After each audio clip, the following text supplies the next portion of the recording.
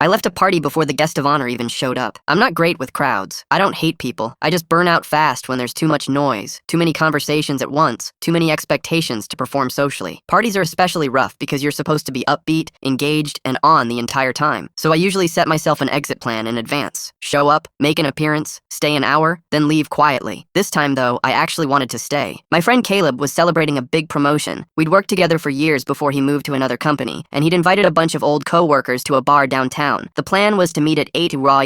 I got there early, around 7:20. Early arrivals make me feel calmer. Fewer people, lower volume. I ordered a soda and took a seat near the wall. By 7:45, the place was already filling up. Music got louder. Tables got pushed together. People I barely remembered started recognizing me, doing that half-hug thing while shouting questions over the noise. I checked my phone. No text from Caleb yet. I figured he was running late. By 8:10, my chest felt tight. The lights were bright, my head was pounding, and I could feel that familiar spiral starting, the one where every sound feels too sharp and every second stretches. I went to the bathroom, splashed water on my face, told myself to breathe. Just 10 more minutes, I said to my reflection. He'll be here. At 8:25, someone clinked a glass and yelled, "Where's Caleb?" Laughter followed. Still no Caleb. My phone buzzed. A text from him. Running behind. Parking nightmare. Be there soon. Soon felt like a threat instead of a promise. I stood up, grabbed my jacket, and headed for the door. I told myself I'd text him, explain later, maybe take him out one-on-one another time. As I reached the entrance, I nearly collided with a woman coming in. She looked surprised, then smiled. "Hey," she said. "You're Alex, right?" It took me a second. Then it hit me. Marissa. We'd dated briefly years ago. Not dramatically. Just one of those quiet endings where life pulls people in different directions. I hadn't seen her since. "Yeah," I said. "Hey." She glanced past me at the packed bar. "You leaving already? The party's just starting." I laughed awkwardly. "Yeah, just needed some air." She nodded like she understood more than I'd said. "Same." I almost turned around. That's when the door behind her swung open and Caleb walked in, grinning, arms already open for hugs. Someone shouted his name. The room erupted. He spotted me standing there and froze. "Alex," he said, "you're leaving?" I hesitated. Every instinct told me to go. Instead, I said, "I wasn't feeling great. I didn't think you were coming yet." He looked genuinely disappointed. "Man, I wanted you here." "I know," I said. "I'm really proud of you." He pulled me into a quick hug anyway, loud music pressing in from behind him. "Thanks for coming," he said. Even for a bit. Marissa watched the whole exchange quietly. As I stepped outside, she followed. "Funny timing," she said. "Running into you like this." "Yeah," I replied. "Life's weird." We stood on the sidewalk for a moment, traffic rushing past. She asked how I'd been. I gave a short answer. I asked about her. She shrugged and said, "Still figuring things out." After a pause, she said, "You know, you're allowed to leave things that overwhelm you, even celebrations." I smiled at that. I'm still learning that. We said goodbye. Not awkwardly, not warmly, just honestly. I walked to my car feeling lighter and heavier at the same time. I'd missed the party. I'd missed the speeches, the photos, the big moment, but I'd also listened to myself before everything tipped too far. Later that night, Caleb texted me a picture of the group, all smiles and raised glasses. Next one's smaller, he wrote, just us. And for the first time all evening, I didn't feel like I'd done the wrong thing by leaving.